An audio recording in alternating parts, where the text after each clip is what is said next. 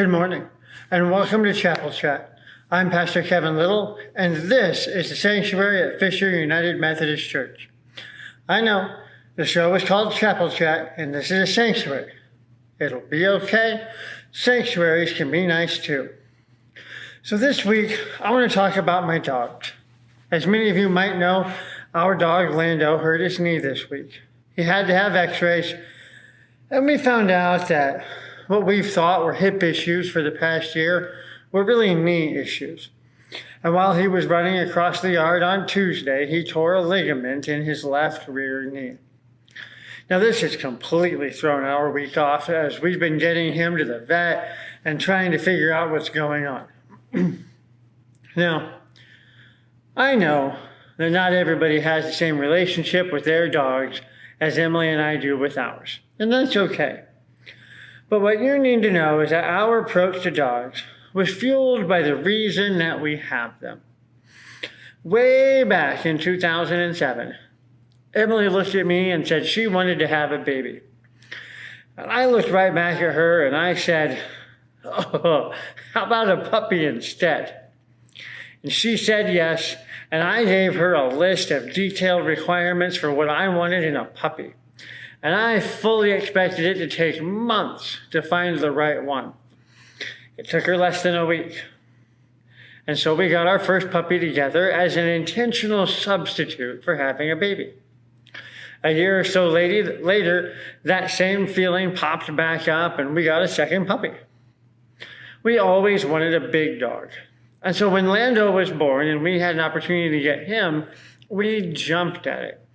He's been through extensive training to become a certified therapy dog and to use his God-given gifts to make people feel better.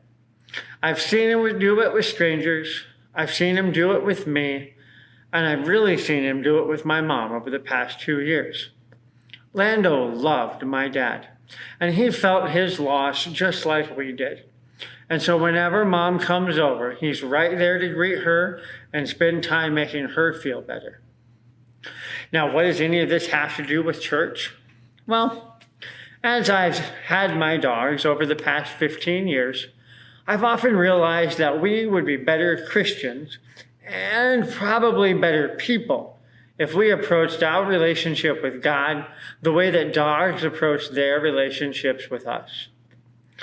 Sure, dogs can get distracted just like we do. God knows that my puppy Obi-Wan can forget in an instant what he's supposed to be doing. But he quickly comes back to my lap after a moment of craziness to settle in. Dogs will sit at our feet and listen to us just like we should sit at God's feet and listen to him. Dogs will rest next to us peacefully, feeling comfort just from being close. We should do the same with God. Dogs will await instruction and go out to complete tasks as we've trained them to. God trains us and provides opportunities for us to do mission and complete his work. Dogs are a fantastic creation and have been great companions for many of us over the years. And yeah, I do think that God made them in a way that would allow for this relationship to flourish and the inspiration that they can provide to some of us. So, follow God like your dog follows you. Remember not to bite God, but if you do, say you're sorry and try to do better next time. Thanks for joining me for another Chapel Chat. I'll see you again next week. Have a great week.